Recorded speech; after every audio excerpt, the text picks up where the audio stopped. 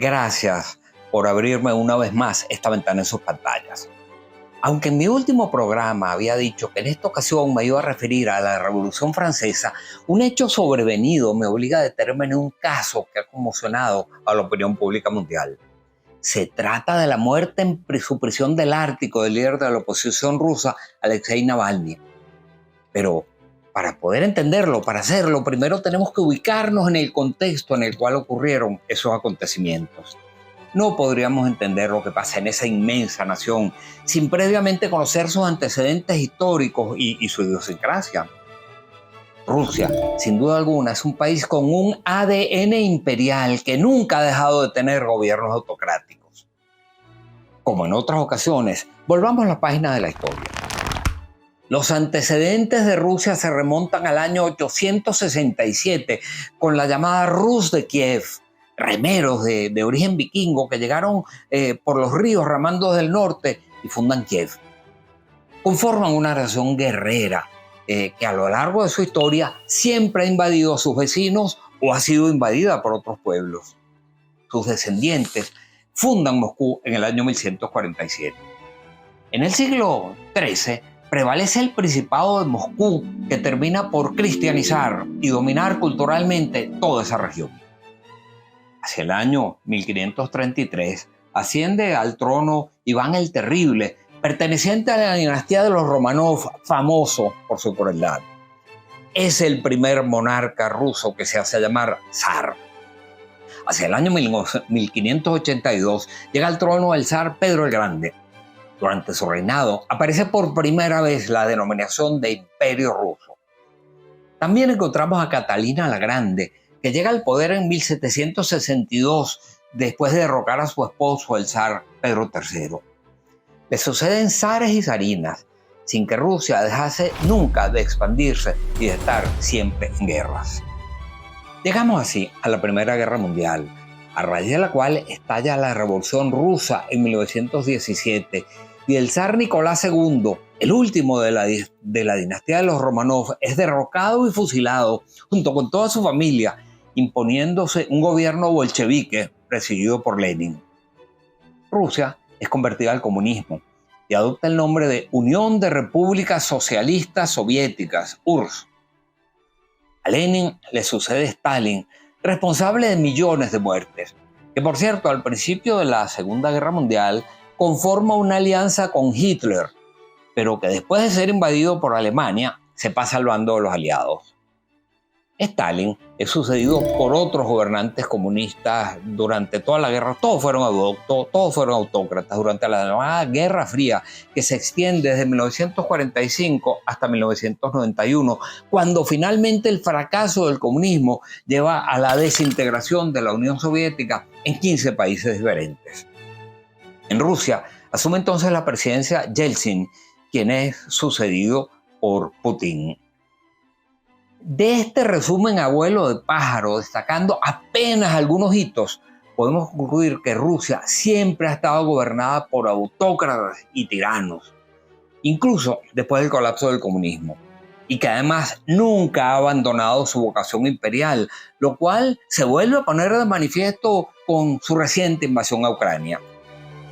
Es precisamente contra esa forma de gobernar contra la que se revela un joven político de nombre Alexei Navalny, nacido en la Unión Soviética el 16 de febrero de 1974, quien se gradúa como abogado en la Universidad Rusa de la Amistad de los Pueblos y posteriormente recibe una beca de la Universidad de Yale en los Estados Unidos, cuyo objetivo era el de formar una red global de líderes emergentes y facilitar por esa vía el entendimiento internacional. Muy rápidamente, las incursiones de Navalny en política lo transforman en una figura conocida en toda Rusia. De hecho, la BBC de Londres llegó a describirlo como posiblemente la única figura opositora de peso que ha emergido en Rusia. Tras la celebración de las elecciones legislativas rusas de diciembre del 2004, Navalny llama a protestas desde su cuenta de Twitter, donde contaba con más de 2 millones de seguidores, denunciando un fraude en los comicios. En el 2011, en el 2011, crea la ONG Fundación Anticorrupción, desde la cual denuncia graves casos de corrupción de funcionarios públicos, autoridades gubernamentales y de empresas rusas controladas por el Estado, cuyos informes rápidamente captan la atención del pueblo ruso. La popularidad de Navalny crece aceleradamente, llegando a ser considerado como el más importante opositor ruso. Su valentía cautiva la imaginación del pueblo.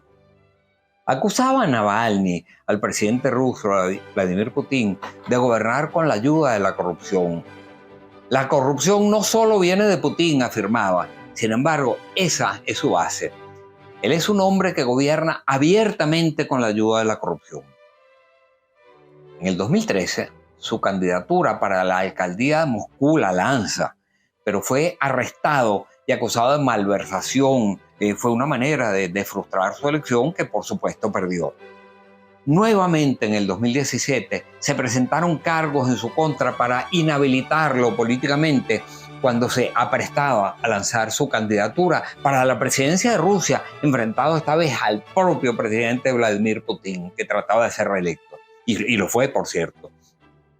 En el 2017 sufrió una agresión cuando le lanzaron una sustancia química al rostro que le hizo perder parcialmente la vista de un ojo.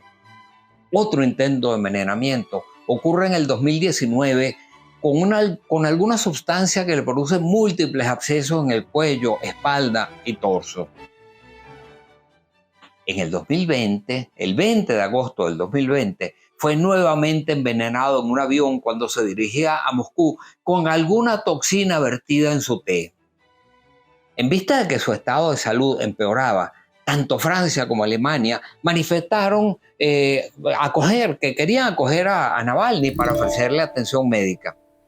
Pero el portavoz de Putin declaró que el Kremlin no respondería favorablemente a esas solicitudes.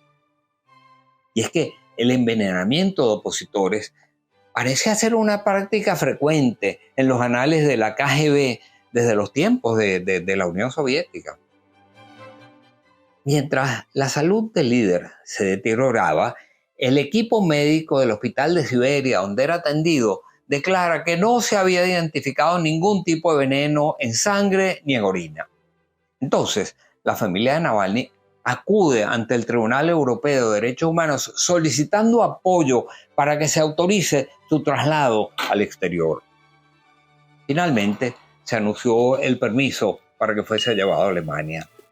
Una vez en Berlín, Navalny es internado en el hospital Charité, donde se pudo determinar que el líder opositor había sido envenenado.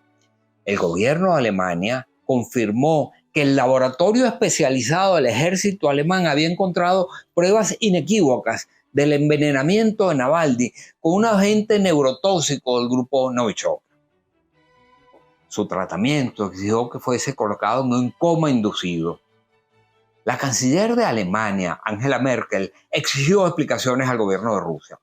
Pero como era de esperar, el Kremlin negó toda participación. Ya recuperado, Navalny decide regresar a Rusia. Entonces le advierten de los riesgos que podría correr y declara: la opción es muy simple, o tienes miedo o sigues adelante. Yo decidí seguir adelante, no voy a defraudar a mi país.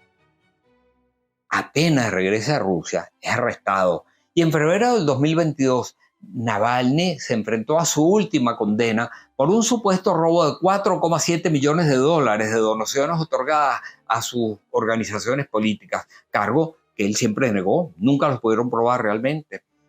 Pero se le condenó a 19 años de prisión acusado de crear y financiar una organización extremista.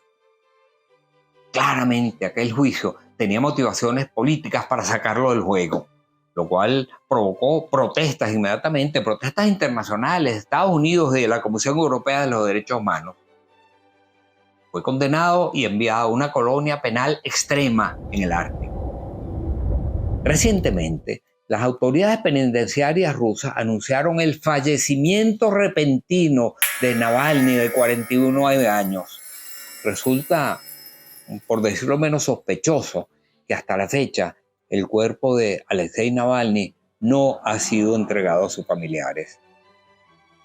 Es importante destacar que estos acontecimientos ocurren a un mes de las elecciones previstas para el 17 de marzo del 2024, donde se espera que una vez más Vladimir Putin sea reelegido como presidente de Rusia. Una vez más, les doy las gracias por abrirme esta ventana en sus pantallas y los invito a suscribirse a mi canal YouTube.